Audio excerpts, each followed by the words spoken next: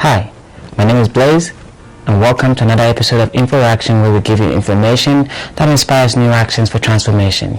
Inforaction, taking you from knowing to realizing. Today we're going to be talking about complaining, and complaining is now one of the new staples, and this is the way we connect and bond with people. Some of the worst synonyms to complaining is like nagging, growling, moaning, and we're all guilty of that. We all do it every day. The question is complaining really harmless, and could this actually be affecting our health, the way we think, and actually making us addicted to something that we do not really want to be addicted to?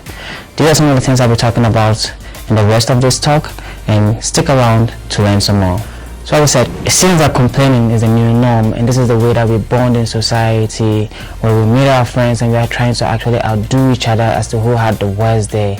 And there's so many things to complain about these days: the weather, and now with the coronavirus around, there's so much other things to talk about. We can talk about finances, the economy, the government. There's just a plethora of things. Research actually shows that for every conversation that we make with other people, people complain at least once every minute. Just take a time one day and just think about it, and we begin to see all those things. And as I said, complaining is one of the ways that we connect with people and we bond over it in society. Even though as humans we crave this connection and this is what we live for, could this bonding actually have negative effects on us? And is it really worth it to complain about the things that are going on in your life? These are some of the things we're going to discuss. But first of all, let us talk about the side effects or the bad things that happen when we complain.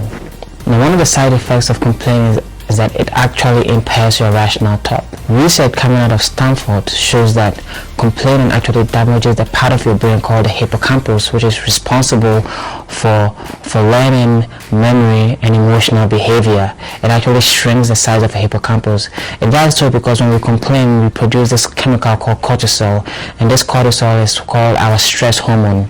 Now, what the stress hormone does is that it puts us in the fight or flight mode, and when we're in a fight or flight mode, what our body does is that it takes the resources in our body, such as our blood, the oxygen and energy, to the parts of our body that is responsible for fighting or flying away. So in this case, it would be our hands, our legs, whatever is going to make us move away from that bad situation effectively defend ourselves. This is depriving our brain of the oxygen and energy and blood it needs to function well. And so at the end of the day, it impairs our ability to be able to solve the problem that we are complaining about in the first place, because we are not thinking at the capacity of our brain that is at the highest capacity of our brain, because it literally has no blood or energy or oxygen flow to be able to think in a rational way. And so at the end of the day, by complaining, we are putting ourselves in the same loop, because we're not able to be in a position to be able to solve this problem that is causing us to complain in the first place. So we enter into this loop and this endless cycle of complaining. But this is not the worst thing. Complaining actually affects our immune system. As I said, when we produce this cortisol and we're in this fight or flight mode, what happens is that all the blood is moved away from some of the delicate systems, and your immune system is one of them.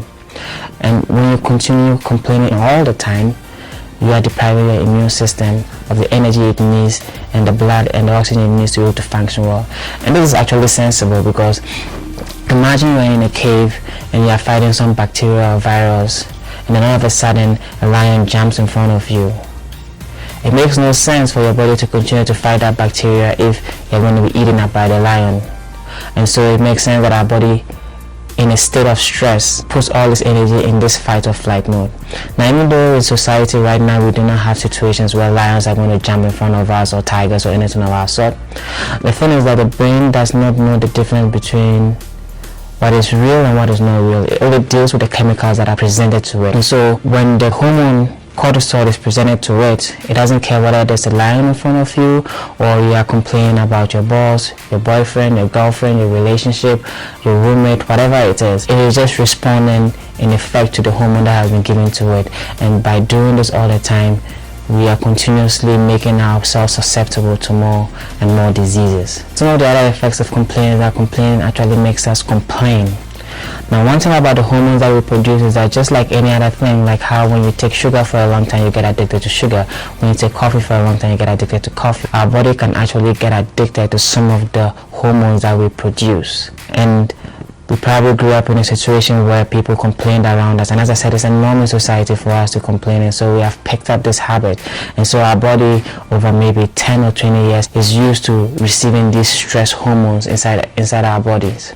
And so even if there's a day where you're super happy and everything is going on well, there's nothing to complain about, everything is going on well, your body that is now like a junkie for the cortisol needs it. And your body has access to your unconscious mind, which is like 90% of all the data in your mind. And so when you are not like consciously complaining about something, it finds a way to trigger something for you to complain about. Have you had those days where like everything is going on well, and then all of a sudden something tiny or small like gets you in a whole fast, and then you complain, and after a few minutes you wonder why you complain in the first place? It's actually your junky body that is making you do that, so that it's able to please its desire to get some of that cortisol in the system. Now also, complaining is also a very good way to procrastinate. And research coming from the toothpaste company called Sensodyne says that people are rather content with complaining rather than actually facing the problems that they have. And this is because complaining actually gives us a temporary relief, as I said, because it's just like sometimes you are stressed and then you stress eat, or when you are stressed you do things that you are used to. And so when we are complaining and we're producing this cortisol into our body gets this temporary relief because it's getting its drag.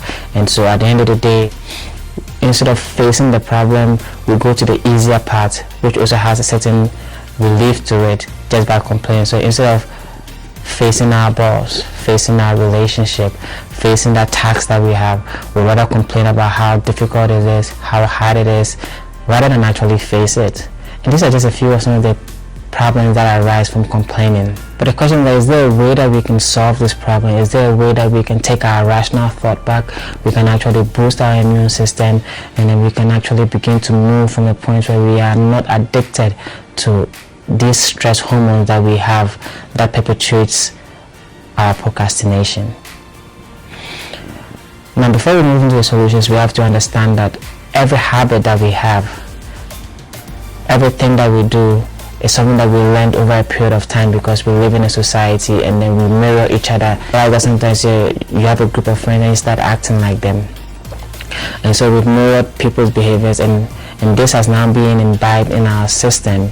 And just like how this habit took many years to form, it's going to take us a lot of practice to be able to get from the point of complaining to not complaining. I want to list 3 things that we need to do to be able to help us switch from complaining to something that is actually better, that reduces our cortisol level by actually 27%. The first thing that we need to recognize or to do is to build an awareness. We first have to be aware that we are complaining to be able to solve it, because as I said, this has become a norm, and this is a way that we bond, we socialize, we talk to our friends. And when you build an awareness, you begin to catch yourself every time you're complaining. You even begin to catch yourself every time that you're about to complain, because as your friend is complaining about how bad they are, you're automatically thinking about your rebuttal, about how finding stories in your life that could actually also parallel what they are saying. And complaining is just basically focusing on everything that went bad on your day to the exclusion of everything else that went into your day. So building that awareness and recognizing that, oh, I'm about to complain, or I am complaining, is the first step. And when you realize that you're complaining, the next thing you need to have is to have a new habit trigger. Now, a new habit trigger is just a physical movement or a word that you use to stop you in your tracks when you are complaining or about to complain. From Dr. Joe Dispenza, he says he uses the word change. Now, saying this change out loud or saying it in your mind like stops you in your tracks. David Meltzer, who's somebody I love very much, uses the word cancel, and then he does his Buddha breaths. He cancels and then he takes 6 deep breaths, and this actually stops him in his track. And then when this stops you in his track, it's supposed to trigger you to your next place. And the next thing that you can do for yourself, the third thing you need to do, is gratitude. Now, gratitude is one of the best gifts that we can give to ourselves, because what gratitude does is that it counteracts what cortisol does and produces a better kind of hormone that is much more connected to a genuine kind of bonding. It produces oxytocin, and oxytocin is the kind of bond you have when you meet your parents. When a child is born and they hug their mother at the first day, like a certain surge of oxytocin goes through them, and that is the kind of genuine, authentic kind of bonding that you would like to have. Now, gratitude does not only do that, it also activates the happy hormones such as serotonin and dopamine. And these happy hormones are related to improved immune system and also longevity. Just by producing this oxytocin, dopamine and serotonin, you're actually reducing your cortisol level, and research shows that it's about 27%. So by reducing your cortisol level, you're actually giving your hippocampus a better environment to thrive. If your hippocampus is healthy and is not continually being shrink because you are in a stressful state and depriving it of the blood and the energy that it needs, you'll be able to think better and actually be in a position to solve the problem that you had in the first place. And by replacing these stress hormones with these oxytocin, dopamine and serotonin, you are actually phasing away from the addiction that you have to this cortisol, which is a stress hormone that actually has bad effects from us, as we've learned before. So in summary, complaining is actually affecting the way we think, it's affecting our health, it is making us addicted, and it's helping us procrastinate in life. And to be able to be the best versions of ourselves every day, we need to be able to catch ourselves when we are complaining. We need to trigger ourselves into gratitude to get into that position where we begin to build our immune system in a way that is positive, to reduce this cortisol levels, to give our hippocampus a better striving environment so that we can be able to learn, we can be able to react emotionally in a better way in the environments that we have. Thank you for your time, and if you found this helpful, please leave a like and a comment. And if you have any questions, if you have any other ways that you deal with complaining, please let me know in the comments below. And if you have any other topic that you would like me to discuss, let me know. Have a great day. This has been Inforaction, where we give you information that inspires new actions for transformation. Inforaction, taking you from knowing to realizing. Have a great day.